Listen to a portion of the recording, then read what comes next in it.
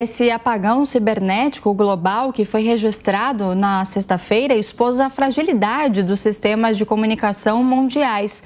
A falha gerou um verdadeiro caos em diversas áreas e em diversos países também, atingindo aviação, serviços bancários, saúde e até mesmo serviços de emergência. Então, para a gente entender os perigos e também as consequências desse apagão, a gente conversa agora com o Alberto Leite, especialista em cibersegurança, que gentilmente nos atende neste sábado. Alberto, boa tarde, bem-vindo e muito obrigada pela entrevista.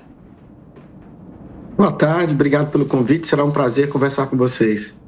Alberto, acredito que, até como eu disse aqui no começo, né, dessa nossa conversa, essa falha que aconteceu ontem expôs os problemas, digamos assim, da globalização, né? Desse mundo super conectado e dependente de um país dependente do outro. Ao mesmo tempo que tem o seu lado positivo, quando a gente vê uma falha como essa que aconteceu ontem, fica bem escancarado também os pontos negativos de tudo isso, né?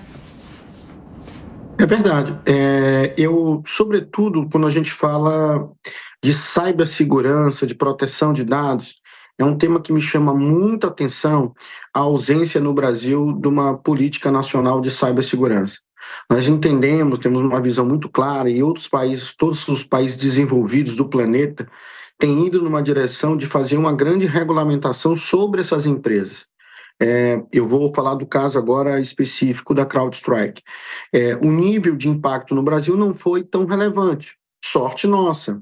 Ela não conseguiu, ela não tem muitos clientes no Brasil, embora vários bancos saíram do ar, companhias aéreas, sobretudo uma em particular saiu do ar, afetando o processo de check-in, como bem disse a reportagem, alguns hospitais, alguns sistemas de educação, mas não foi um que a gente chama assim, um arrasa-quarteirão que aconteceu na Austrália, Nova Zelândia, em alguns estados nos Estados Unidos, onde realmente o impacto em telecomunicações, em sistemas de trem, de aviação, sistema bancário foi altamente impactante na população comum.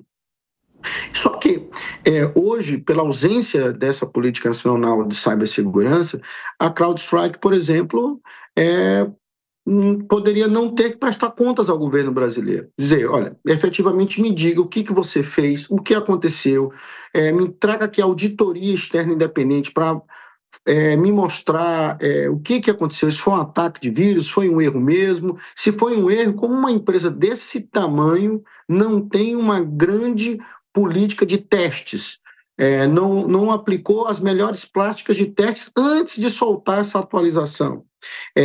Como também não foi alertado as empresas no momento em que se pegou, por que todas as empresas brasileiras não foram alertadas imediatamente dos impactos, incluindo o próprio governo brasileiro, uma vez que pega a malha aérea, sistema bancário. Então, a ausência desse regramento nos leva a ficar mais frágeis nesse mundo. E como também você muito bem colocou, um mundo cada vez mais interconectado, e nós estamos vivendo o meio desse período da interconexão, nós não estamos ainda no apogeu dessa interconexão. A inteligência artificial certamente nos dará esse apogeu da interconexão, ou seja, seremos mais interconectados no futuro do que no presente, acarreta esse tipo de problema. A beleza da interconexão permitiu que, por exemplo, nós tivéssemos amigos em qualquer parte do mundo, ou as empresas negociassem seus produtos, seus serviços com qualquer empresa no mundo. Permitiu que a gente pudesse ir visitar virtualmente todos os teatros do mundo. Permitiu uma infinidade de belezas que nós temos nesse novo mundo, esse novo mundo digital. Mas, por outro lado, é preciso criar conjunto de regramento para essas empresas, grandes prestadoras de serviços. É preciso criar também conjunto de regramento para essas grandes empresas que controlam os dados das pessoas, e precisa, de fato, você ter um regramento no pessoal na CVM brasileira para os mercados de capitais, para que tratem a cibersegurança de um jeito muito mais profundo. Se foi um erro, tudo bem, vamos avaliar a empresa como erro. Se for negligência, se essa empresa não teve a diligência suficiente, não empregou os melhores esforços, É outro problema. Terceiro, esta empresa que trabalha com esses bancos tem seguro para indenizar todo mundo? Deveria ter. Uma empresa desse tipo de alcance, com quantidade de clientes, deveria ter empregado seguros para este tipo de caso. Ela é obrigada no Brasil a fazer isso? Não, ela não é obrigada a fazer isso no Brasil. Então, esse é o panorama central. Eu acho que o mundo conectado é melhor do que o mundo desconectado. Veja os avanços que nós tivemos, mas o mundo conectado, vírgula, seguro e eficiente, né? Não precisa só estar conectado e também ser uma coisa também sem regra, sem nada. Eu acho que essa é uma grande reflexão que esse caso trouxe para nós também. Perfeito. Alberto, eu gostaria de chamar aqui para a nossa conversa o Felipe Monteiro para também te fazer uma pergunta. Por favor, Felipe. Boa tarde, Alberto. Prazer estar com você aqui no programa para esclarecer esse assunto tão importante. Eu tenho algumas dúvidas, né? A primeira dúvida é que eu achei impressionante, né, que uma empresa multinacional, gigantesca, causou um problema desse em várias outras empresas grandes no mundo todo. Aí eu queria que você me falasse sobre outro viés, né? Qual que é a responsabilidade das empresas que contrataram o serviço dessa CrowdStrike, né? E se teria alguma forma na tecnologia de evitar, seja tendo sistema de duplicidade, seja tendo sistema de apoio. E minha outra pergunta, se você me permite, você falou da questão da tecnologia. O que eu acho interessante é que a tecnologia é algo que está dado, é algo que causa muitos benefícios à população e à sociedade. Mas, ao mesmo tempo, você vê que a geração que está vindo agora tem um QI mais baixo do que a geração dos seus pais pela primeira vez na história.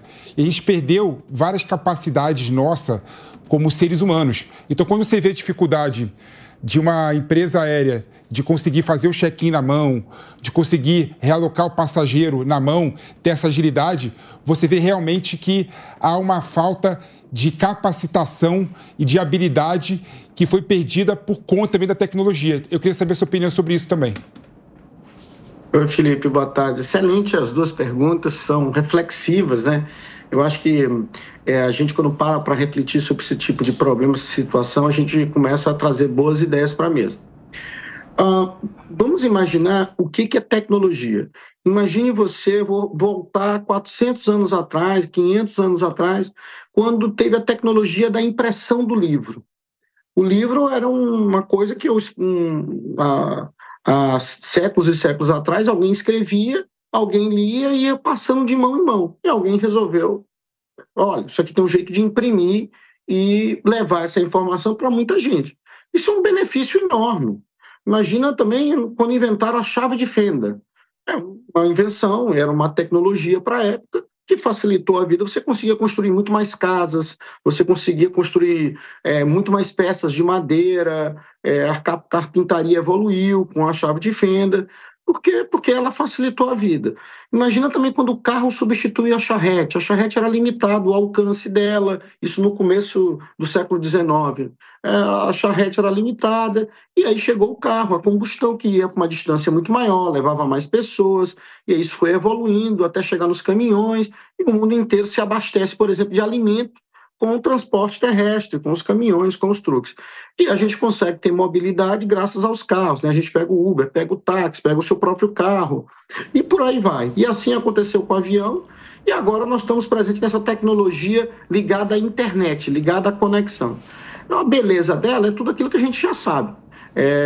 Nos aproximou, conectou, permitiu explorar milhões de serviços. Hoje o Brasil deve ter uns 30, 40 milhões de empreendedores individuais que vivem fundamentalmente de plataformas digitais, seja uma rede social, seja o WhatsApp, eles vivem, fazem os seus negócios através dela.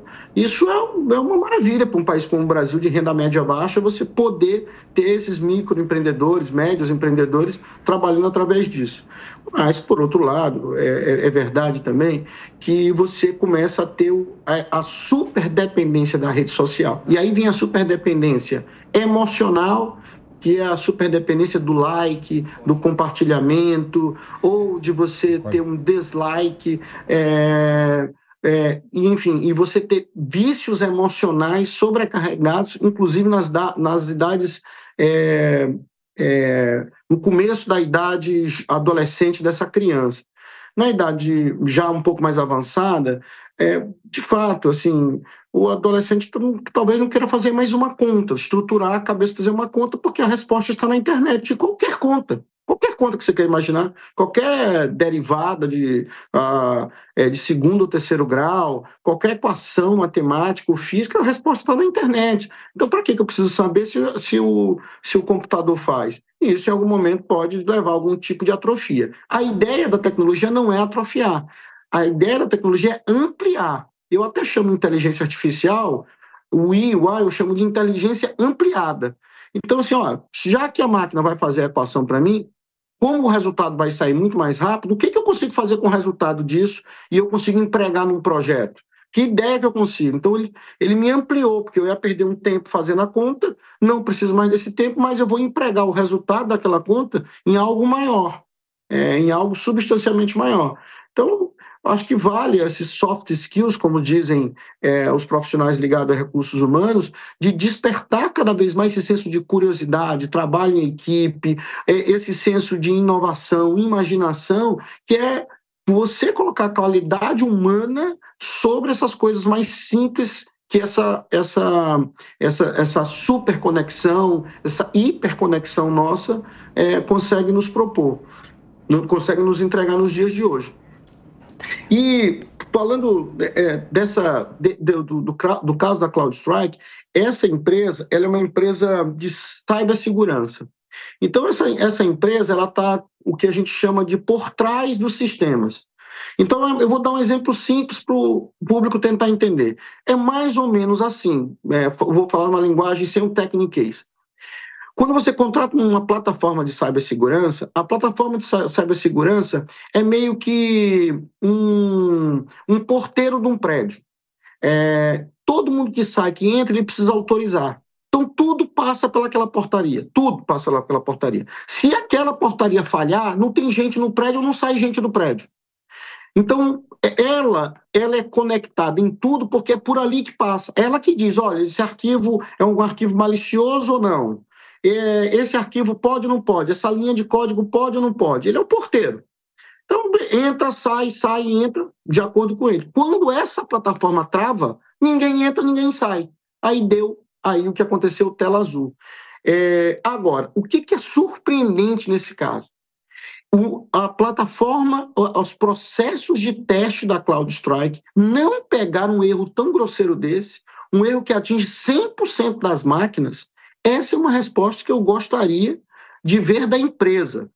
Gostaria de ver a empresa se posicionar no Brasil, falar com esses passageiros brasileiros das companhias que travaram, dos bancos que não conseguiram liquidar suas contas, das pessoas que não conseguiram fechar sua corrida de Uber, que não conseguiram pagar seu hotel, que não conseguiram embarcar, falar com o governo brasileiro. Me explica uma coisa, uma empresa do seu tamanho deixou passar um erro desse que impacta todas as máquinas, alguma coisa aconteceu. Eu ainda tenho dúvida se isso foi erro ou se essa empresa foi invadida. E ali era um código malicioso para derrubar os sistemas mesmo. Agora, a empresa afirma categoricamente que não. Se a gente confiar no que a empresa fala, foi um erro. Se a gente imaginar que esse erro é tão grave, que é impossível de alguém errar nesse nível, você começa a dizer pode ter sido outra coisa. Só para continuar nesse assunto que você mencionou agora, Alberto, então você não descarta a possibilidade de, num curto prazo, a empresa dizer que de fato houve alguma tentativa de ataque hacker? Eu não descartaria. Para a empresa, seria muito ruim, porque imagina uma empresa de cibersegurança atendendo empresas tão grandes ser atacada por hacker. Então, o que ela se presta a proteger, ela foi atacada. Então, seria muito grave isso. Mas também, não menos grave você colocar uma atualização de software no ar e essa atualização impactar todos aqueles computadores e ninguém testou isso e ninguém verificou que isso ia travar. Isso me causa estranheza. Perfeito. Vamos acompanhar, então, os desdobramentos de tudo isso, né, Alberto? Obrigada, viu, pela participação aqui com a gente. Excelente fim de semana para você e até uma próxima. Obrigado. Boa tarde.